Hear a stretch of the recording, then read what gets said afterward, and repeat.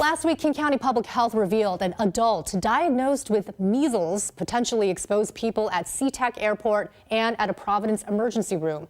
We want to bring in Dr. Dawn Shifrin with the American Academy of Pediatrics. So, Dr. Dawn, measles once again making headlines again. Why is measles still occurring, and how serious and contagious is this?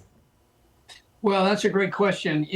America was declared measles free about 23 years ago in 2000, but this case in King County and recently 73 cases in Ohio with an outbreak show that measles is not gone. It's still out there waiting to infect unvaccinated and unprotected people. It's basically a plane ride away from all these outbreaks in Europe, in Africa, and in the Eastern Mediterranean, where measles is still possible because of unvaccinated populations. Now, one of the most contagious diseases, especially viruses to humans, is measles.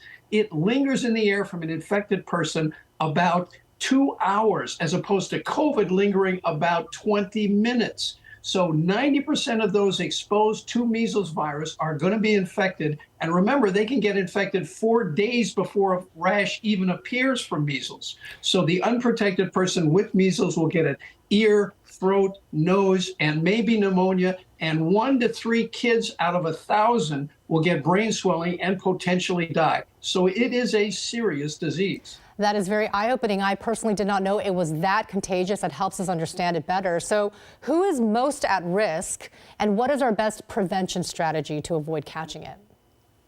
Well, that's, again, a great question. The people most at risk are kids under 5 before kindergarten, certainly pregnant women, and those that have immune-compromised systems, diabetes, obesity, certainly those with cancer therapy and kidney disease. And the best protection always, sometimes even lifetime protection, because again, measles doesn't change like COVID, is 2 doses of a very safe, effective measles vaccine. Now, we need 94 to 90% of those kindergartners vaccinated to provide herd immunity to those who aren't vaccinated. And this school year, King County schools report about 90% protection, with the exception of Mercer Island, which is 96. So there still are a lot of unvaccinated, unprotected kids out there. So again, adults, if you're concerned, you can ask your doctor to do a blood test to see if you're immune as well. But pediatricians always stress, for most infectious disease that are preventable, protection